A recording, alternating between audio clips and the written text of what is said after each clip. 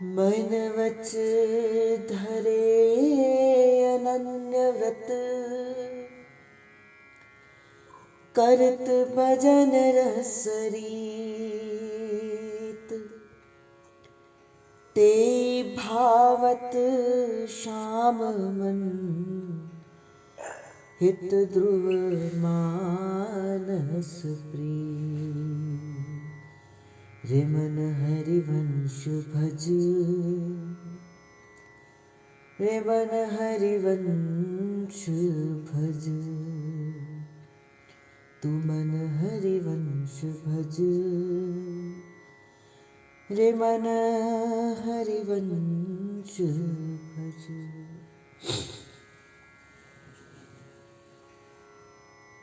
श्री ध्रुवदास जी महाराज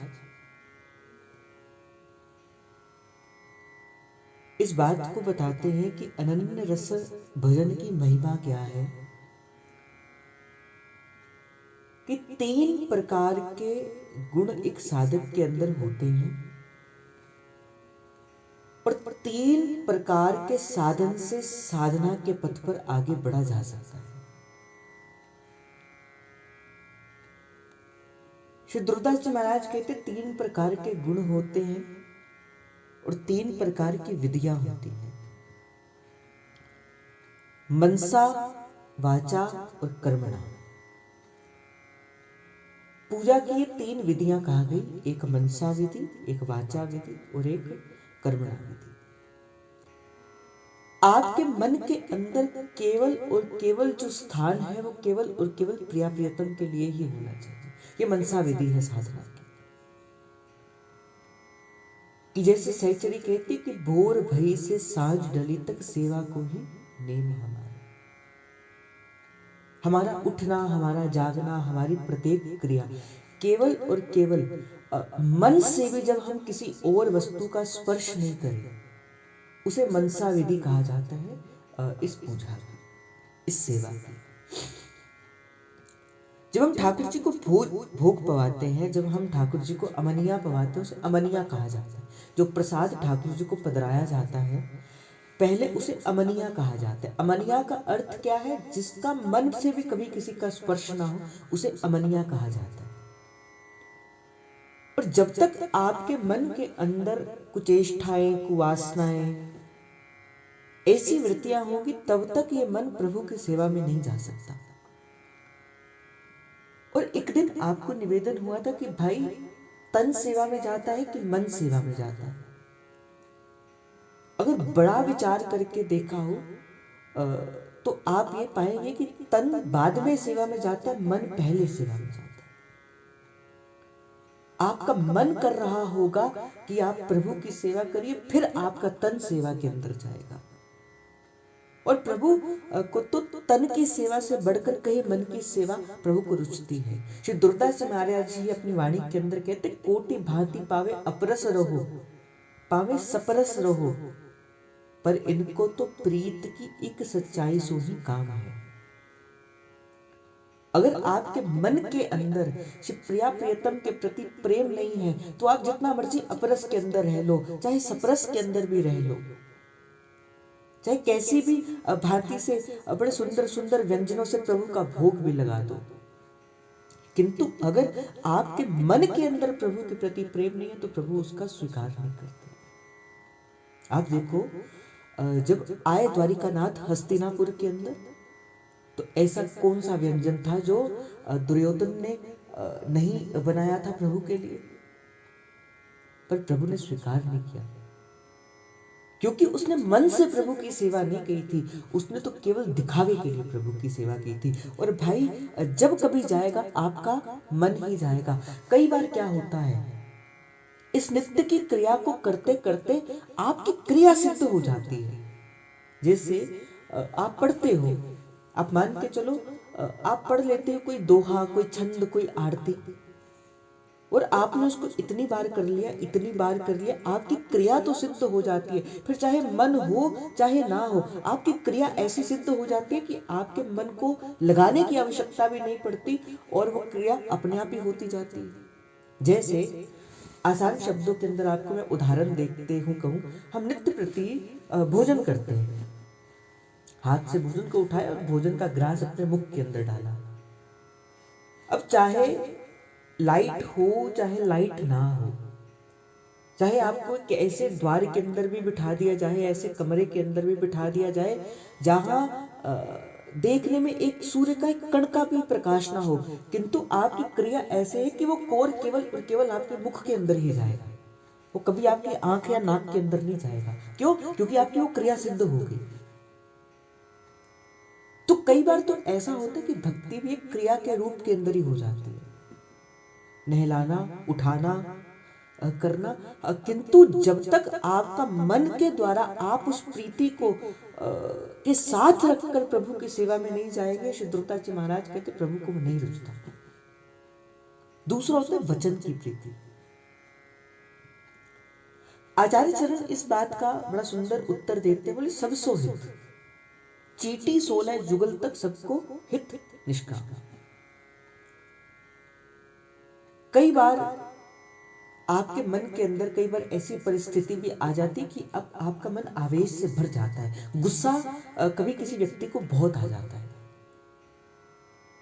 पर डोंगरी बाबा जी एक बड़ी सुंदर बात कहा करते थे कि देखो, अगर आप साधक हैं, केवल उनके लिए बात कहा करते थे कि अगर आप साधक हैं और प्रभु को अगर आप अपने हृदय मंदिर के अंदर बिठाना चाहते हैं, गुरु को जब आप अपने हृदय मंदिर के अंदर बिठाना चाहते हैं, तो जब जब आप गुस्सा करते हैं, आपके हृदय के अंदर बैठे बाल कृष्ण लाल को उसका कष्ट होता है। ऐसा बार बार अपने साधकों को श्री डोंगरे बापा नित्य प्रति कहते थे कि जब जब आप गुस्सा करते हो, आपके हृदय के अंदर बैठे बाल कृष्ण लाल को तपन होती। देखो, जब आप गुस्सा करते हो, आप कैसे आग बबूले हो जाते हो, कैसे दिमाग आपका तप जाता है, शरीर आपका तप जाता है। उसी प्रकार ही आपके हृदय के अंदर बैठे, क्योंकि प्रभु तो कितने कोमल, प्रभु तो इतने कोमल है कि कोई नजर भर कर उनको देखता भी नहीं, इतने कोमल हमारे ठाकुर जी। और जब आप किसी को वचन के द्वारा कोई बुरा शब्द कहते हो, तो कितने कष्ट, कितनी पीड़ा आपके हृदय के अंदर बैठे आपके ठाकुर जी को होती होगी।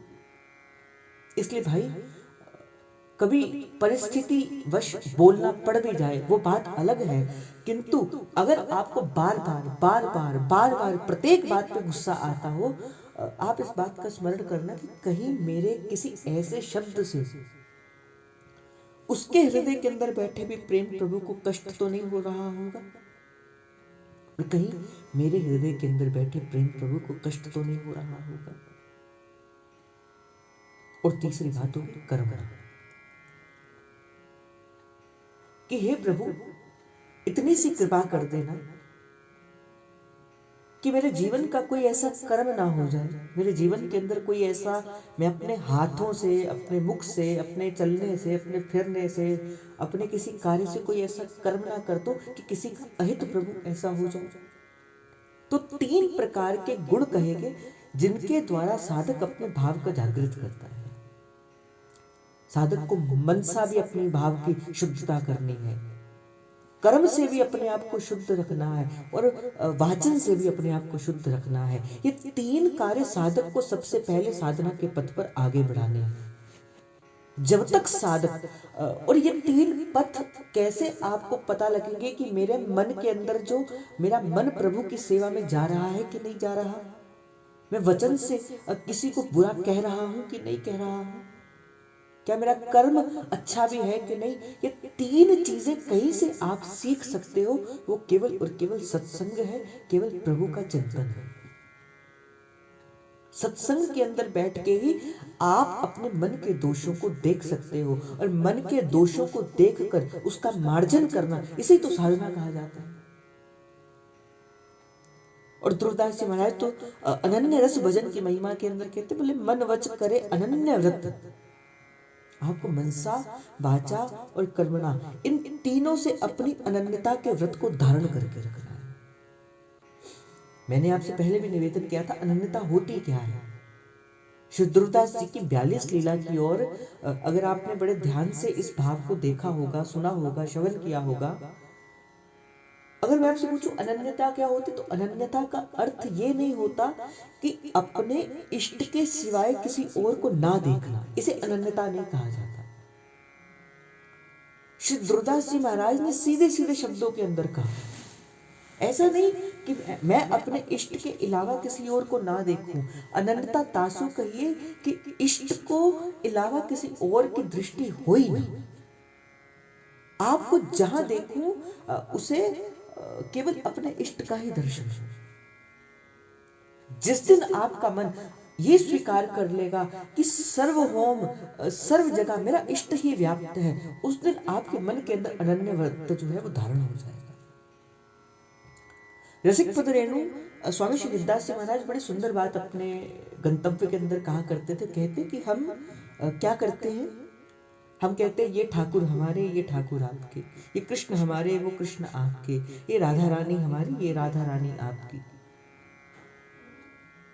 तो रसिक पद रेणु स्वामी श्री विद्यास जी महाराज कहते थे, बोले हमने तो ठाकुर को ही बांट दिया, और किसी को बांटने की तो क्या आवश्यकता थी, हमने तो ठाकुर जी को ही बांट दिया। और अगर आप ये कहते हो ये ठाकुर केवल और केवल हमारे हैं और किसी के नहीं, या उनके ठाकुर उनके हैं वो हमारे नहीं, तो कहते हैं कि फिर तो अगर आपके ठाकुर सर्वभौमी नहीं है तो फिर भगवान नहीं है। और अगर वो केवल आपके हैं, अगर वो केवल आपके हैं, फिर तो एक व्यक्ति विशेष हो गए ना जो केवल आपके हैं। अगर वो ठाकुर है, अगर वो परब्रह्म परमात्मा है, फिर तो वो व्याप्तम येन चराचरम, फिर तो ऐसा कहते ना, घट घट मेरा साइया और खाली घट ना कोई, और बलिहारी उस घट में जिस घट प्रगट हुई। वो तो प्रत्येक कण कण के अंदर है, प्रत्येक वस्तु प्रत्येक साधना के अंदर है। और कुछ हम जैसे कुछ बुद्धिजीवी लोग जो आगे इस धर्म का ठेका बनाने के लिए, और हम कहते भाई तुम्हारे ठाकुर अलग हमारे ठाकुर अलग, हम तुम्हारे ठाकुर के दर्शन करने नहीं जाएंगे और तुम हमारे ठाकुर के दर्शन करने मत आना। तो ये अनन्यता नहीं कहा जाता।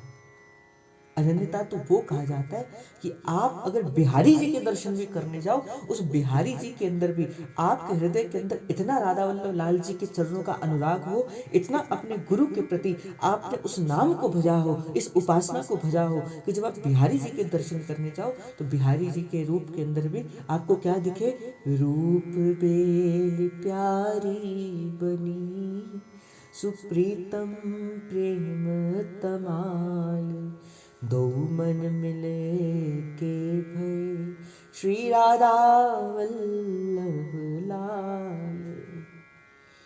भाई कोई भेद नहीं है। कहते जो इस प्रकार अपने भजन की रस रीति को चलाता है, श्री दुर्दास जी महाराज कहते मन वच धरे अनन्य व्रत, जो मन सा वाचा कर्मणा अनन्य व्रत का धारण करके अपने इस भजन की रस रीति को चलाता है। और दुर्दास जी महाराज अगली पंक्ति के अंदर कहते, ते भावत श्याम मन हित ध्रुव मानत प्रीत।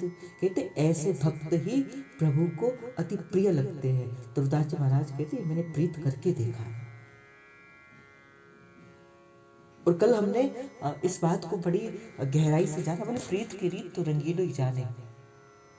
मुझे बार बार स्मरण हो रहा है वो त्रिपुरदास जी कायस्थ का, बार बार स्मरण करते हैं तो प्रभु की दयालुता का भाव उदय होता है कि भाई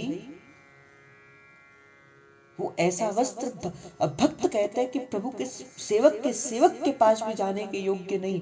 और प्रभु कहते हैं कि जय जय केवल मुझे और मुझे त्रिपुरदास की वो रजाई ही उड़वा दो। ऐसो कौन उदार जग माही।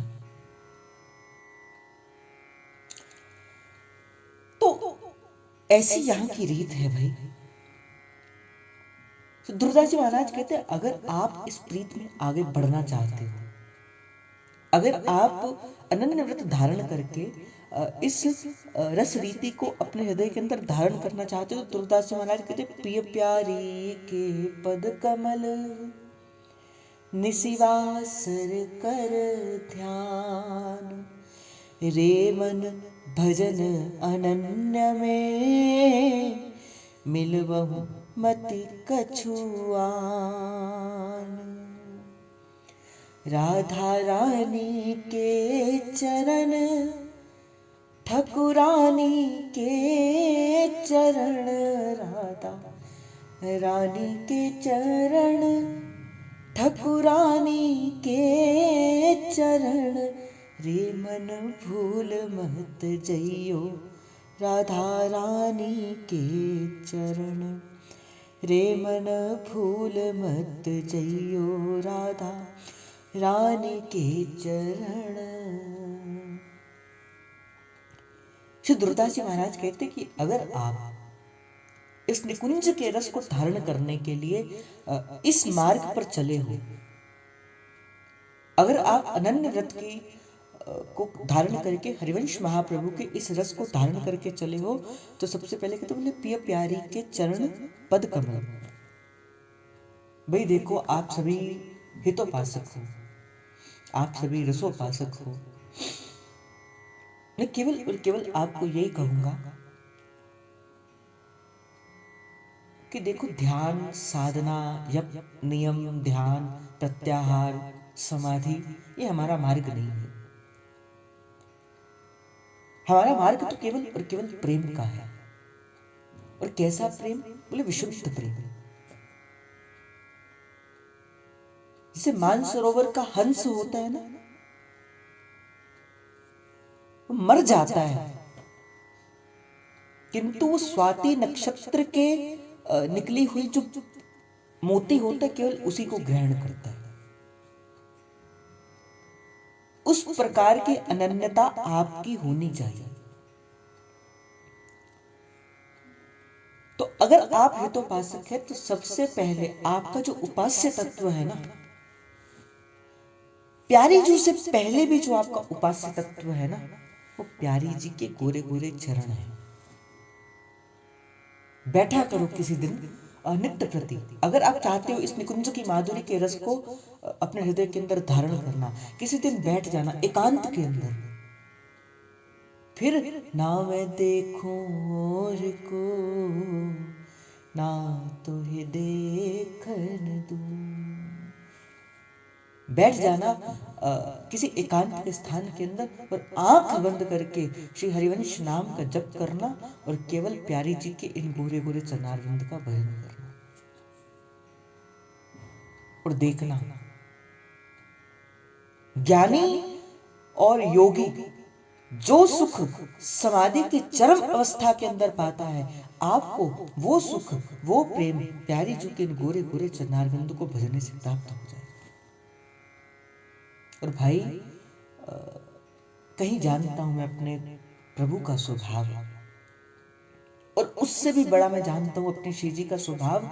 एक बार मैंने आपको सुनाया था कि होली का समय था, प्यारी और प्रियतम एक दूसरे के रस में और रंग में भीजे हुए थे, और चलते चलते श्री लालचू श्री प्रियाजू को संग लेकर कहां आई? श्री यमुना जी के कूल के अंदर आए।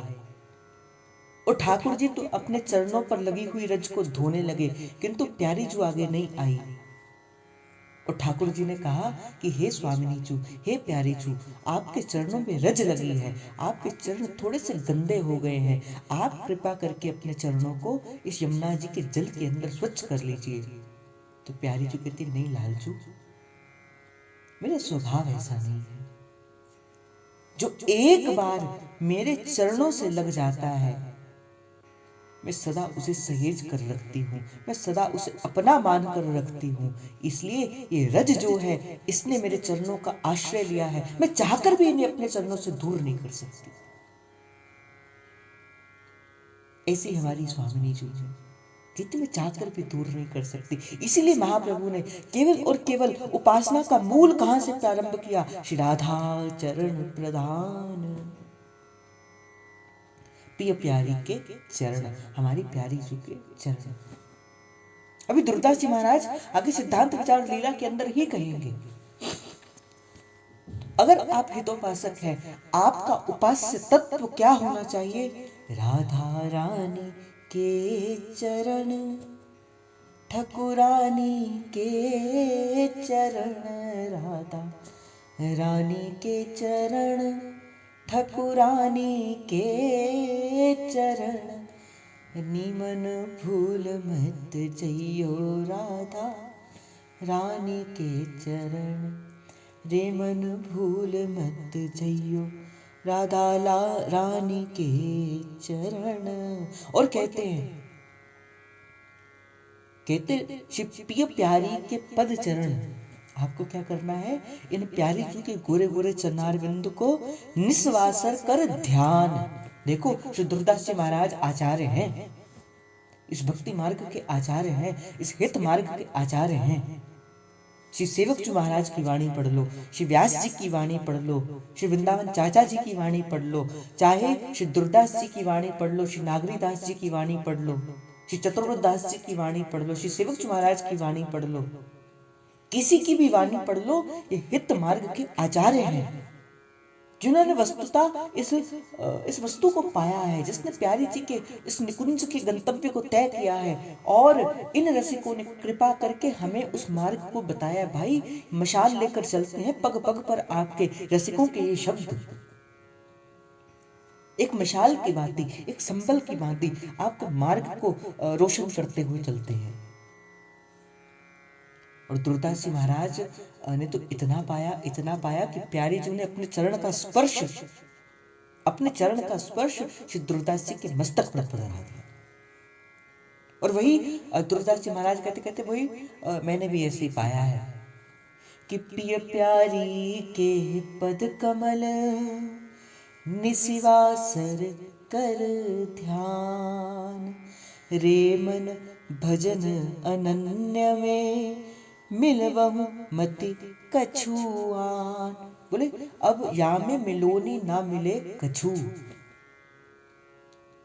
आपको प्यारे जी के चरणों को भी भजना है, क्योंकि आप हरिवंशी हैं, और आपको अन्न का भी आश्रय लेना है। मिलोनी हो गई ना, जैसे दूध और जल जब आपस में मिल जाते हैं, फिर दूध क्या करता है, उसे अपना ही स्वरूप दे देता है, फिर वो दूध बन जाता है। उसी प्रकार ही नेम और प्रेम कई बार देखने में एक जैसे ही लगते हैं,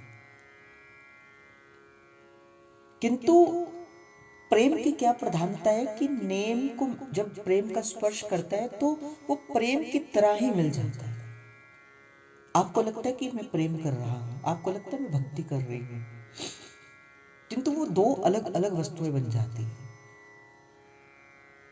और जब वो एक जैसा मिल जाता है, फिर आप चाहकर भी उसे नहीं निकाल पाते। जिस प्रकार दूध के अंदर जब जल मिल जाता है तो आप चाहकर भी उसे बाहर नहीं निकाल सकते। उसी प्रकार जब आपका नेम प्रेम के जैसा मिल जाता है, फिर आप चाहकर भी बाहर नहीं निकल पाते। पर एक हंस एक ऐसा जीव है जिसके अंदर शीर और नीर का विवेक होता है। एक हंस है जो उस मिलोनी के अंदर भी केवल और केवल उस जल के भीतर से दूध को पी जाता है और जल को छोड़ देता है। और जब आप रसिकों की इन वाणियों को पढ़ते हैं, फिर आपको पता लगता है भाई अनन्यता क्या होती है और इस राधावल्लभ संप्रदाय का मूल क्या है। केवल भक्ति जैसा दिखने वाली और बड़ी सारी चीजें हो जाती हैं। आप करते तो हो प्यारी जी के चरणों का ध्यान, पर इसके संग संग आप किसी और साधना, किसी और पद और किसी और का आश्रय भी लेते हो। और नारद जी तो भक्ति सूत्र के अंदर पहला सूत्र क्या कहते हैं कि अन्य आश्रिता नाम शून्य, ज्ञान भक्ति जनार्दन, अन्य आश्रिता नाम शून्य। आपको किसी और का आश्रय नहीं लेना, आपको केवल और केवल अपने इष्ट के चरणों को छोड़ और किसी का नहीं लेना।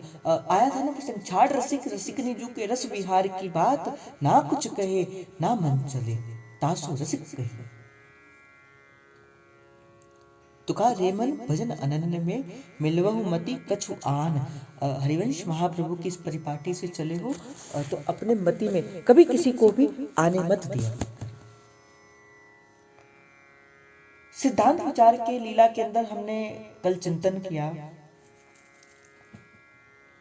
कि कि जो प्यारी जी को भाता है लाल जी वही करते हैं, जो लाल जी को भाता है प्यारी जी वही करते हैं। यही प्रेम की परम सीमा है। और इन दोनों का प्रेम केवल और केवल एक दूसरे को सुख देने की अनुभूति से ही होता है। सिद्धांत विचार लीला के अंदर आगे बढ़ते हुए श्री दुर्दास जी महाराज कहते, श्री कुसाई जी श्री हरिवंश चंद्रजु प्रगट भयो जुगल केली रस माधुरी प्रकट करने को और सबन मिश्रित गाई प्रेम की आसक्ता श्री गुसाऊ जुनो ही गाई। श्री दुर्दास जी महाराज कहते कि महाप्रभु श्री हरिवंश चंद्र महाराज का प्राकट्य इस जुगल केली के इस माधुरी रस को प्रकट करने के लिए हुआ है। यहाँ पर प्रश्न उठता है कि क्या हरिवंश चंद्र महाप्रभु के प्रकट होने से पहले क्या प्यारी और प्रियतम नहीं थे? और अगर महाप्रभु के प्रकट होने से पहले प्यारी और प्रियतम थे तो क्यों श्री दुर्दास जी महाराज यहाँ पे लिखते हैं कि हरिवंश चंद्र को प्रकट भयो जुगल केली रस माधुरी प्रकट करी गई। तो गोस्वामी श्री हरिवंश का प्रादुर्भाव विशुद्ध जुगल केली रस माधुरी के प्राकट्य के लिए हुआ। जैसे मैंने आपको जब हरिवंश महाप्रभु के प्राकट्य का भाव थोड़ा सा जब हमने स्मरण किया था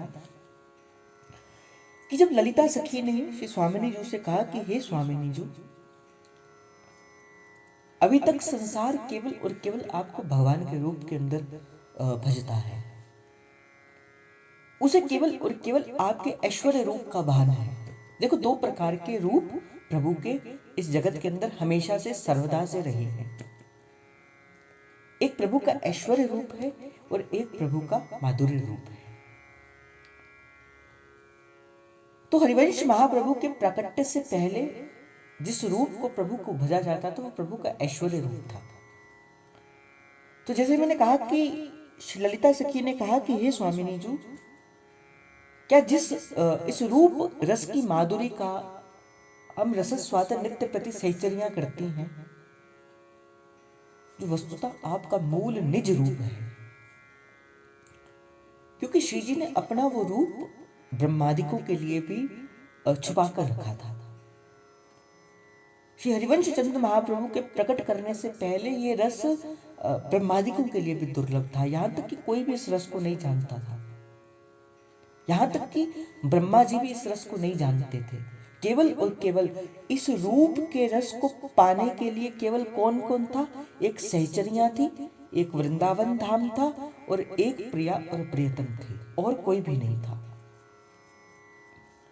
जिस प्रकार एक वृंदावन स्थूल रूप से इस संसार के अंदर है, वैसा ही एक प्रभु के निकुंज रूप के अंदर एक वृंदावन वहां पे भी नित्य प्रति विराजमान होता है, जहां नित्य केली होती है। इसे निकुंज प्रदेश कहा जाता है। निकुंज कुछ और नहीं, ये वृंदावन ही है। इस वृंदावन को ही निकुंज देश कहा जाता है, जहां प्यारी और प्रियतम नित्य जो है वो निवास करते हैं। तो कहा श्री ललिता सखी ने कि हे स्वामिनी जी, क्या जिस रूप रस माधुरी का रस स्वादन हम सब सहचरियां इस आपके इस निकुंज महल के अंदर करती हैं, क्या कलयुग का जीव भी इस रस का रस स्वादन कर पाएगा? कहते उस समय कृपा करके श्री स्वामिनी जी ने इस रस को प्रकट करने के लिए किसको भेजा? श्री हरिवंश चंद्र महाप्रभु को भेजा। श्री सेवक महाराज ने अपनी वाणी के अंदर इस बात को लिखा है, करम कृपा मन कियो विचार, कि आचार्य चरण का प्राकट्य केवल और केवल कृपा को वशीभूत होकर हुआ है। कोई आपसे पूछे कि आप कहते हो कि हरिवंश महाप्रभु ने इस रस रीति को प्रकट किया, हरिवंश महाप्रभु ने रस रीति को प्रकट किया, उनका प्राकट्य तो 550 वर्ष पूर्व हुआ था, जबकि प्रिया प्रियतम तो 5500 वर्ष पूर्वी है, पूर्व पुराने हैं, तो क्यों आप कहते हो कि महाप्रभु ने इस रस को प्रकट किया? क्योंकि इससे पहले महाप्रभु ने इससे पहले प्रिया प्रियतम के ऐश्वर्य रूप को भजा जाता था, ना कि माधुर्य के रूप को भजा जाता था। महाप्रभु ने आकर बताया, अधरम मधुरम वदनम मधुरम चरितम मधुरम हसितम मधुरम। इन रसिकों ने, इन आचार्यों ने, इस वृंदावन के संतों ने बताया कि भाई एक रूप जो ऐश्वर्य का है तो दूसरा रूप प्रभु का माधुर्य का भी है। महाप्रभु के प्राकट्य होने से पहले श्री प्यारी जी को केवल और केवल एक गोप कन्या के रूप के अंदर ही जाना जाता था, जो प्रियतम की केवल और केवल प्रियतमा थी, इसी रूप के अंदर ही जाना जाता था।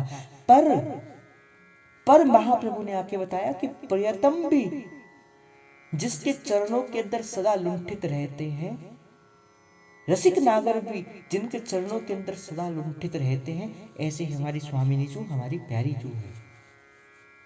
ये महाप्रभु ने आके बताया। जब आप देखोगे श्री सेवा कुंज के अंदर, जब सेवा कुंज के दर्शन आप में से जिसने किए हैं, देखा होगा आपने, जब स्वामिनी जी उदास के मध्य आकर थक जाती हैं, हार जाती हैं, और उस समय श्री ठाकुर जी क्या करते हैं, उनके चरणों को सेवा करते हैं। यही इस रस रीति का मूल है। तो काश हरिवंश चंद्र जो कब प्रकट पे जुगल रस माधुरी प्रकट करीबों को, कि जुगल की जो निज माधुरी है, प्रिया और प्रियतम का जो निज प्रेम है, जो माधुर्य प्रेम है, उसे प्रकट करने के लिए श्री हरिवंश चंद्र महाप्रभु का प्राकट्य हुआ। अगर कल को कोई आपसे पूछे कि क्यों हरिवंश महाप्रभु का प्राकट्य हुआ, तो आप उसे बता सकते कि जुगल की केली के रस को, जो केली कुंज के अंदर जो प्रकट हुआ जो रस है, उसे प्रकट करने के लिए हरिवंश महाप्रभु जी का प्राकट्य हुआ।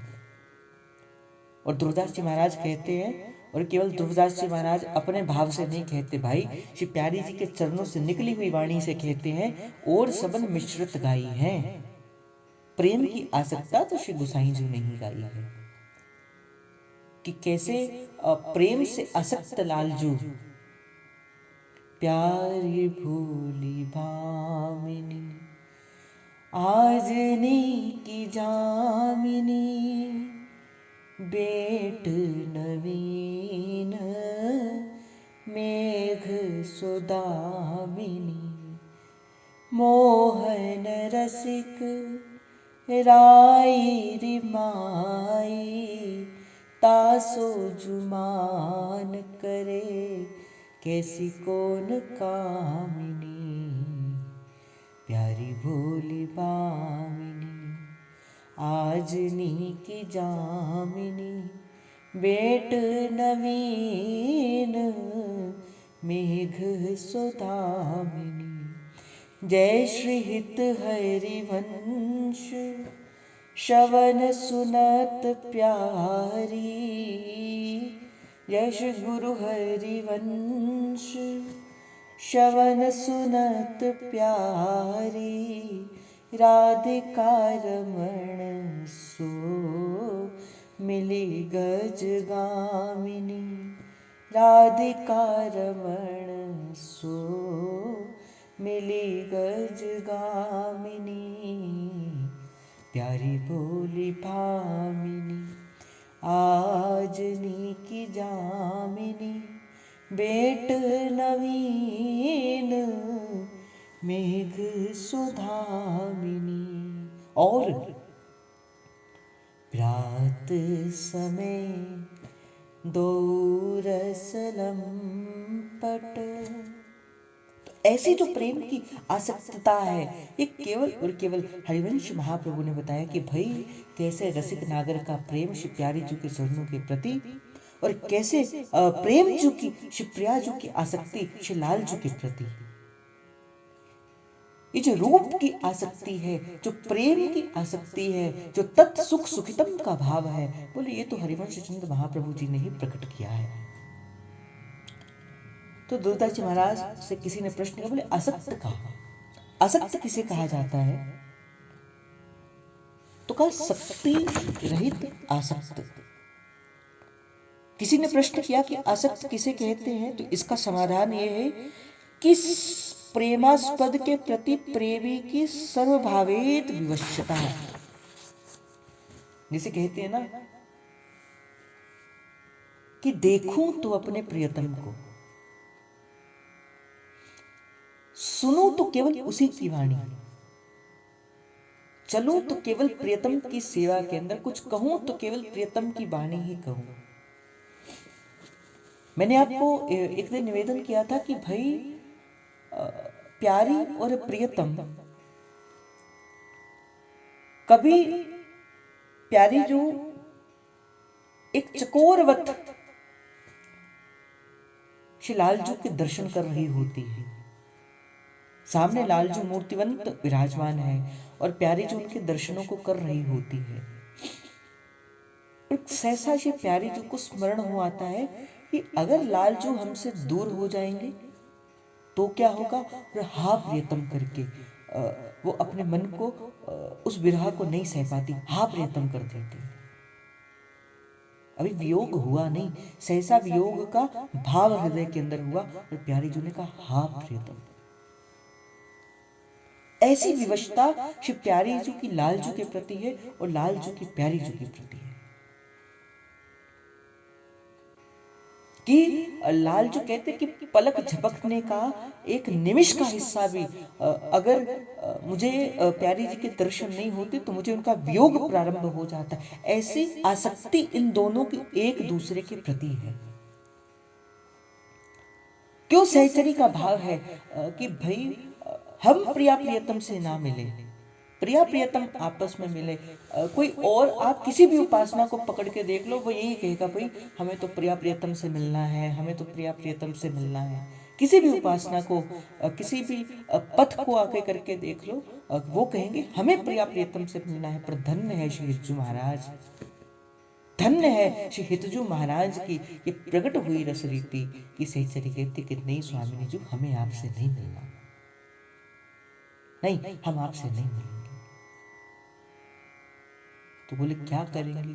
बोली आप लालजू के संग विराजमान होना और बनी वृषभानु नंदनी आज,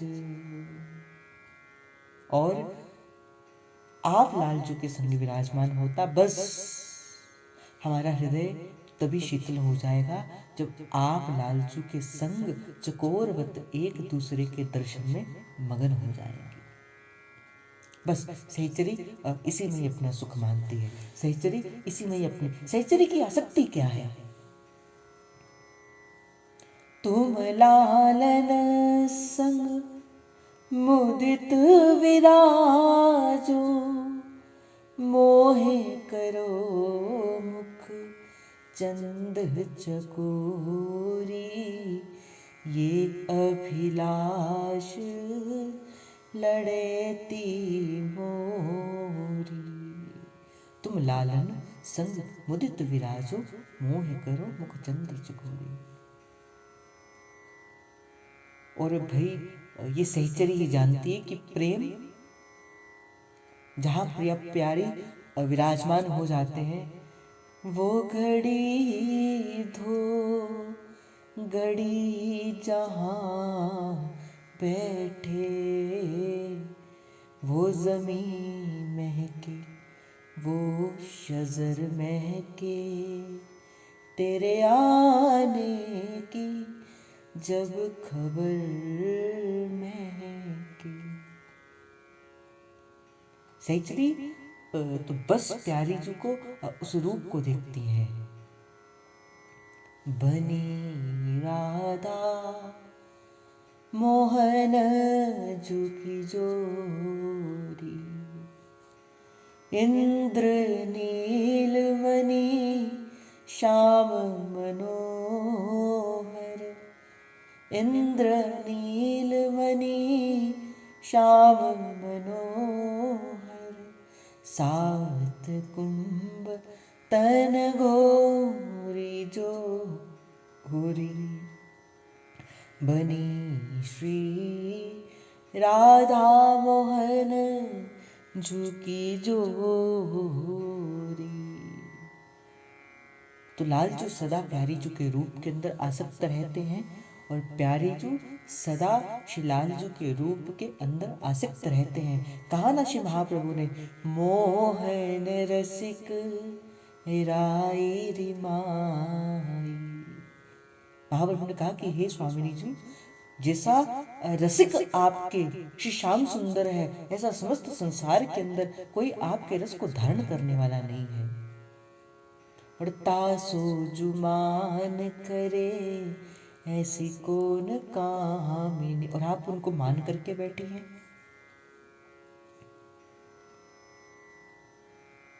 तो दुर्दास जी महाराज एक साधक के लिए भी इस पंक्ति को कहते हैं कि देखो, अगर मैं आपसे कहूं कि आपका मन भी सदा श्री प्यारी जी के इन चरणों के प्रति आसक्त होना चाहिए, यही प्रेम की आसक्ति है। जब ताई मन की गति भोर की सी चंचल फिरे, तब ताई आसक्त नहीं। जैसे हवा होती है ना, और तिनका होता है, हवा ले चलती है कभी इस ओर कभी उस ओर, कभी इस ओर कभी उस ओर। ऐसा एक रसिक का हृदय नहीं होना चाहिए, एक ऐसा रसिक का भाव वैसा नहीं होना चाहिए कि आज इस उपासना में मन दिया, कल इस उपासना में मन दिया, फिर यहाँ से कुछ ना मिला, फिर किसी और जगह चले गए, फिर वहां से कुछ ना मिला, फिर वो और जहां चले गए। ऐसा एक रसिक का हृदय नहीं होना चाहिए, एक साधक का हृदय नहीं होना चाहिए, एक भक्त का हृदय नहीं होना चाहिए। कहते कि जब तक मन की गति, यहाँ देखो, यहाँ पे तन की बात नहीं कही, यहाँ पे मन की बात श्री दुर्दास जी महाराज कहते, क्योंकि प्रभु तक जब कभी भी पहुंचेगा आपका मन पहुंचेगा, प्रभु तक आपका तन नहीं पहुंचेगा।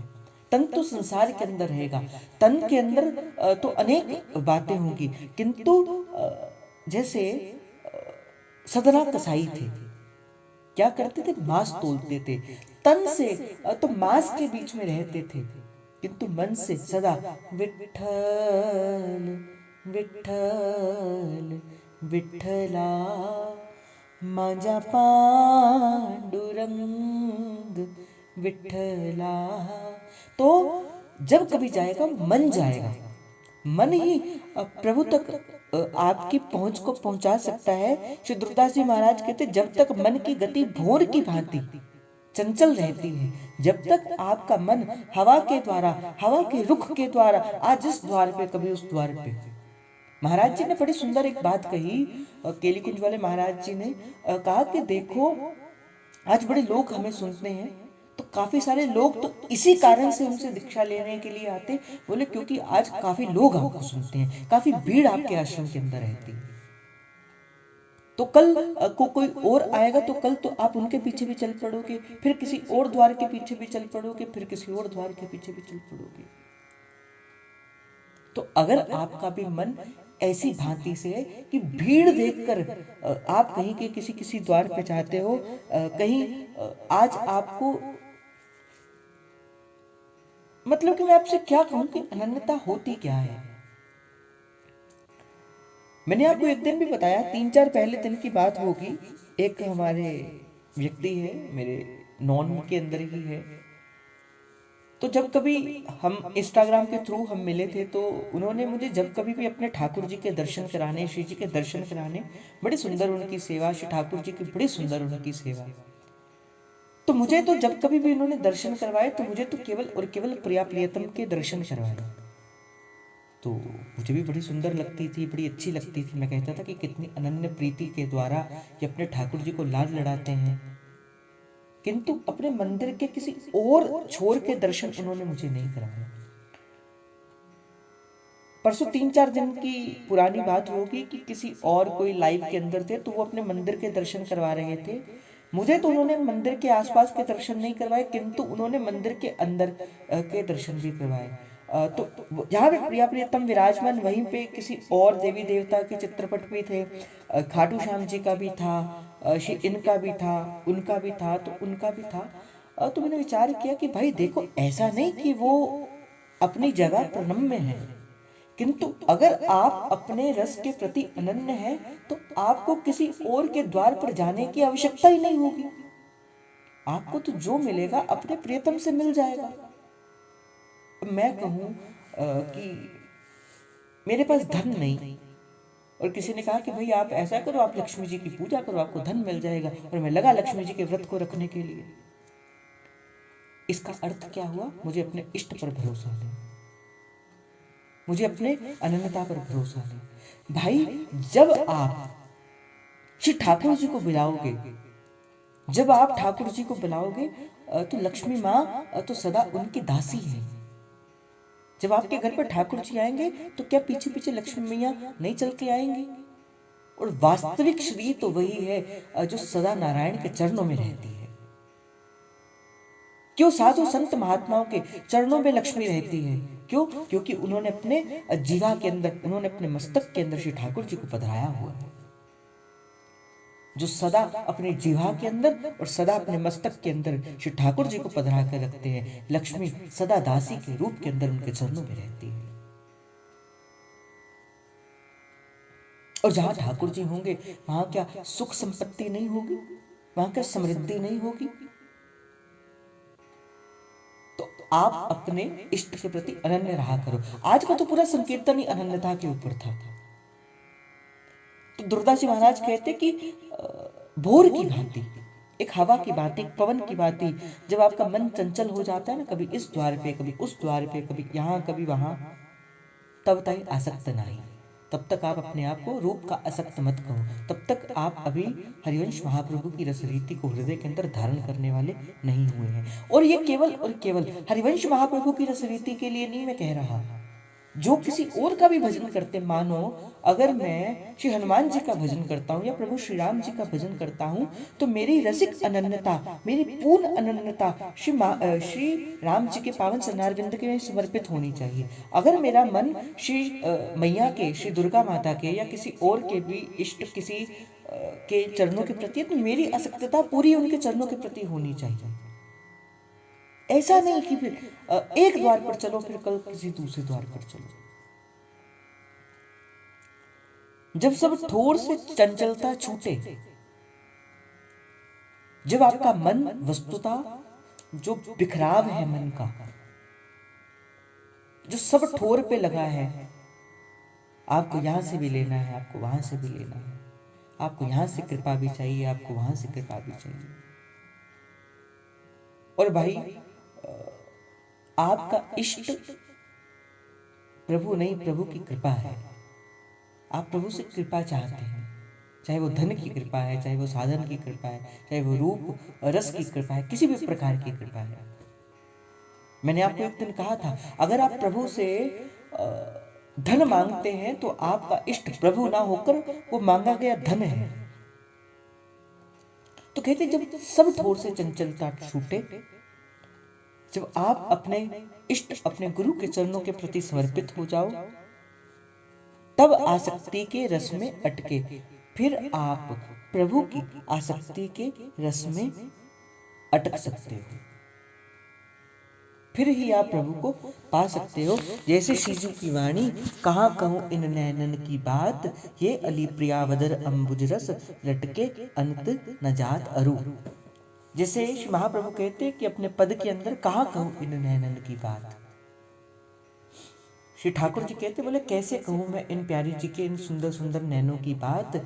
ये अली प्रिया वदन अंबुज रस अटके अनंत न जात। कहते श्री ठाकुर जी कहते कि मैं इन प्यारी जी के चरणों के प्रति ऐसा अटक जाऊं, प्यारी जी के उन नेत्रों के रस में ऐसा डूब जाऊं, ऐसा डूब जाऊं कि फिर अनंत कहीं और मेरे मन को कोई ठोर ना मिले।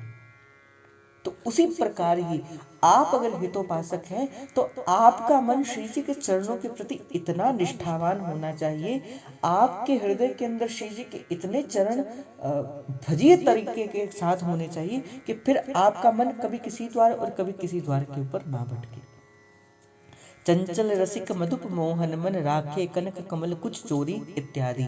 दूसरी पंक्ति के अंदर भी श्री दुर्दास जी महाराज उदाहरण देते हुए कहते हैं कि ठाकुर श्री श्याम सुंदर सदा प्यारी जू, अपना मन सदा प्यारी जू के चरणों में रखते हैं और मन सदा प्यारी जू के चरणों के अलावा कभी भी किसी और नहीं रखते। और इसी बात को ऐसे रसिक लाडली लालजू जिनको मूर्तिवंत आसक्तता केवल रहे हैं। और लाडली लालजू कैसे हैं? जो केवल एक और दूसरे के रूप में ही आसक्त है। बिहारी दास जी का एक पद कहते हुए कहते, आसक्त उपासन दंपति को सुख। ये जो आसक्ति है ना एक दूसरे के प्रति, ये दंपति को सुख देती है। आपकी मैं हमेशा आपसे कहता हूँ, हरिवंश पतिव्रत है जिनके, जो आपका पातिव्रत अपने गुरु के चरणों के प्रति है ना, जो अपना पातिव्रत आपका श्री ठाकुर जी के चरणों के प्रति है, यही आसक्ति आपको प्रियतम के और करीब लेके जाएगी। श्री दुर्दास जी महाराज कहते दोहा है, फंद सरकावत फिरत दिन चित चंचल जो कहंत, फंदे जो कुंतल विकट लट टकटक मुकुट जुगंत। बस इसी बात को बार बार कहते कि मेरा मन फंदा जाता है केवल एक टक युगल के दर्शनों को देखने के प्रति। और मन की कैसी चंचल गति है कि फंद सरकावत फिरत दिन, चाहे वो किसी भी प्रकार से है, श्री प्रिया प्रियतम दूसरों एक दूसरे के रूप के अंदर सदा ही लंपट रहते हैं। आगे श्री दुर्दास जी महाराज कहते हैं, श्री लाडली लाल जो प्रेम रसवई मूर्तिवंत है। जो लाडली लाल जी का जो प्रेम है, जो प्रिया और प्रियतम का जो प्रेम है, ये मूर्तिवंत प्रेम है। ये प्रेम का ही रूप है। प्रेम ही प्यारी और प्रियतम के रूप के अंदर है, प्यारी और प्रियतम ही प्रेम के रूप के अंदर है। इनते उपजे सो सब प्रेम है विलासमयी। और जो कुछ भी प्रकट हुआ है, जितना भी प्रेम इस समस्त संसार के अंदर प्रकट हुआ है, वो केवल और केवल श्री प्यारी जी के गोरे गोरे चरणारविंद से ही प्रकट हुआ है। एक बार एक रसिक बड़ी सुंदर बात कहा करते थे, इस समस्त संसार के अंदर, इस समस्त संसार के अंदर अगर कोई आपको प्रसन्न दिखता है ना, अगर समस्त संसार के अंदर आपको कोई प्रसन्न दिखता है, कोई हंसता हुआ दिखता है, वो केवल और केवल श्री जी की कृपा है कि वो मुस्कुरा रहा है। उसके जो मुस्कान है ना, जो उसके हृदय की प्रसन्नता है, वो प्रसन्नता कोई और नहीं, वो प्रसन्नता केवल और केवल श्री प्यारी जी का कृपा प्रसाद है। बिन श्री जी की कृपा से कोई इस समस्त संसार के अंदर प्रसन्न नहीं हो सकता।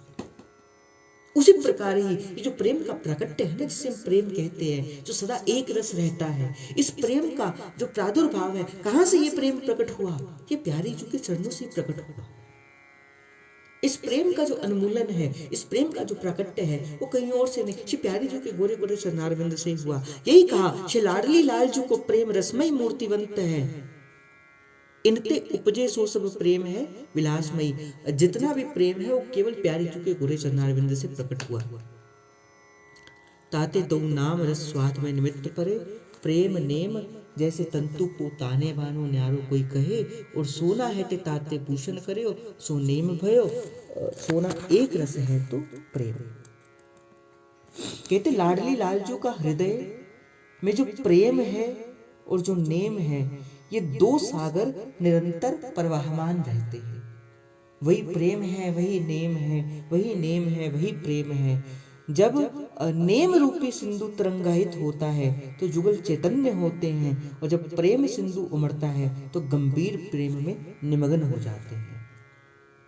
जब उनको थोड़ी सी सुध-बुध आती है तो उस समय से लीला करने के लिए श्री प्यारी जो हंस देती हैं, बोल देती हैं, मान कर बैठती हैं, जो एक नेम के अंतर्गत आता है। पर जब एक दूसरे के रस सिंधु में इतनी गंभीरता के साथ वो आसक्त हो जाती हैं, जब एक दूसरे के रस के सिवा उन्हें कुछ और नहीं दिखता, फिर वो गंभीर हो जाते हैं और प्रेम में निमग्न हो जाते हैं। फिर उन्हें समस्त संसार में एक दूसरे के सिवाय कभी कुछ और नहीं दिखता। प्रेम की स्थिति विवशता और नेम की क्रिया सावधान। प्रेम विवश होकर किया जाता है। जैसे मैंने आपको कहा था ना एक दिन कि वृंदावन के जो उपासक हैं, जो वृंदावन रस के लोलुप हैं, जो वृंदावन के रूप आसक्त हैं, जो रसिक हैं, वृंदावन का प्रेम इनके लिए आवश्यकता नहीं है। आवश्यकता की पूर्ति तो कहीं से भी हो सकती है। वृंदावन का प्रेम इनके लिए विवशता है। वृंदावन है तो प्रेम है, प्रिया प्रियतम है तो जीवन है।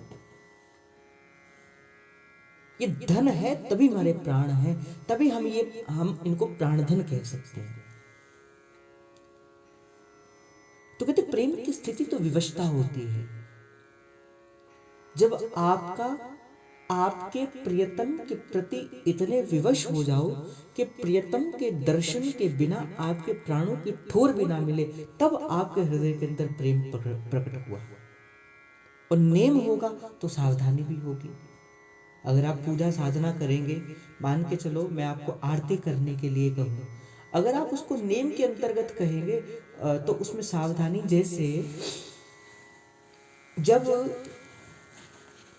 कर्माबाई बनाती थी ना खिचड़ी, नित्य प्रति श्री जगन्नाथ जी के लिए खिचड़ी का भोग बनाती थी, तो एक नियम था कि खिचड़ी को बनाया जाता था। तो जब वो दातुन करती थी तो वो क्या करती थी, वो खिचड़ी को रख देती और उनके मन के अंदर भाव होता था कि ये खिचड़ी मेरे जगन्नाथ जी आरोगेंगे, और कहते थे इतने प्रेम से बनाती थी कि भोग लगाने जाती नहीं थी, श्री जगन्नाथ जी स्वयं आके उनका भोग पाते थे।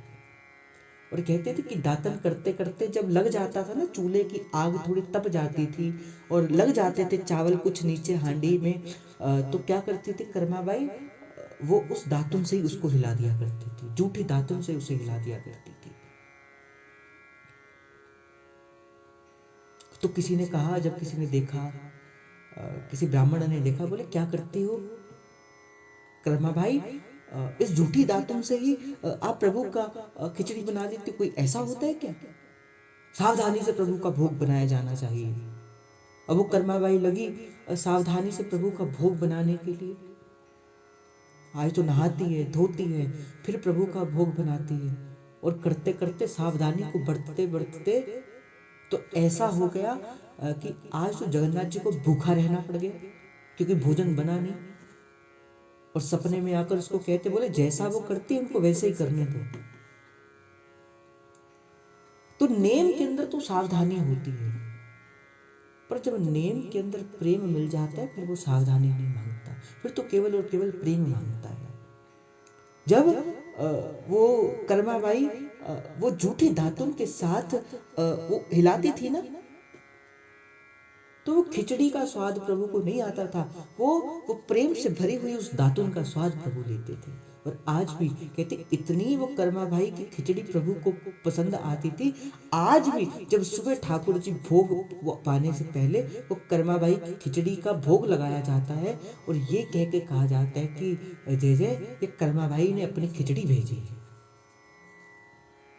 प्रीत की रीत तो रंगीलो ही जान, यद्यपि सकल लोक चूड़ामणि दीन अपन पो, ये है प्रीत की रीत। तो कहा जैसे तंतु को तानो बानो न्यारो कहे नाही, थोड़ा सा यहाँ पे श्री दुर्दास जी महाराज कहते कि बोले देखो इस प्रकार युगल चैतन्य होते हैं, प्रेम सिंधु उमड़ता है, नेम में सावधानी होती है। प्रेम एवं नेम कथन मात्र के लिए दो हैं, वस्तुतः परस्पर एक ही हैं प्रियालाल के प्रति। श्री जुगल कभी प्रेम अधीन नहीं होते, कभी लीलाधीन अहिर्निश इताज्य विहार में तल्लीन रहते हैं। इस रस विलास आदि की अधिकारिणी सखियां हैं अथवा सखी भावापन रसिक भक्तगण, ऐसे रसिक उपासन के परम धन्य हैं। श्री दुर्दास जी महाराज कहते विहार में एक, जैसे इससे सिद्ध होता है कि लाडली लाल जी मूर्तिवान प्रेम रस है, समस्त चेष्टाएं प्रेम के ही विलास हैं। प्यारी जो करती हैं वो केवल और केवल प्रेम से आसक्त होकर करती हैं। इनका विहार में एक ही वस्तु के दो नाम है, प्रेम और नेम, जो कि विशिष्ट रस स्वाधन के लिए दो हैं। जिस प्रकार ताना और बाने में तंतु भेद नहीं है, जिस प्रकार कहते हैं कि स्वर्ण और आभूषण, सोना और आभूषण ये दोनों एक ही है, आभूषण के अंदर भी स्वर्ण है, स्वर्ण के अंदर ही आभूषण है, उसी प्रकार ही दोनों का स्वर्ण तत्व एक ही है। स्वर्ण के द्वारा निर्मित आभूषण नेम रूप है, और उनमें एक रस रहने वाला स्थायी तत्व वो स्वर्ण प्रेम है। और श्री दुर्दास जी महाराज कहते हैं कि देखो ये जितने भी प्रेम की रस की जो रूप है, ये केवल और केवल सहचरियों की कृपा से होता है। जो प्रिया और लाल के मन के अंदर आता है वही श्री सहचरी के हृदय के अंदर वस्तुता आ जाता है। प्रिया लाल को अपने मन की केली को प्रकट करने के लिए श्री सहचरी को कहना नहीं पड़ता। जैसी जो केली करने की इच्छा, जो सुख देने की इच्छा श्री प्यारी जी के मन के अंदर आती है, वही सहचरियों के हृदय के अंदर प्रकट हो जाती है। और जो सहचरी के हृदय के अंदर आता है, श्री वृंदावन अपना स्वरूप वैसा ही बना देता है। इस वृंदावन के अंदर सदा ऋतुएं जो हैं वो सदा श्री प्यारी जी की सेवा के अंदर रहती है। और जिस ऋतु का, जिस भाव का मन प्रिया और प्रियतम को सुख देने के लिए होता है, श्री वृंदावन वैसे ऋतु का निर्माण कर देता है और प्रिय प्यारी की सेवा में सदा ही रहता है। इतना भाव करते हुए आज का भाव श्री जी के चरणों में समर्पित आप सभी के हृदय के अंदर बैठे श्री प्रेम प्रभु को, श्री हित प्रभु को। जय जय श्री हरिवंश, जय जय श्री हरिवंश, जय जय श्री हरिवंश।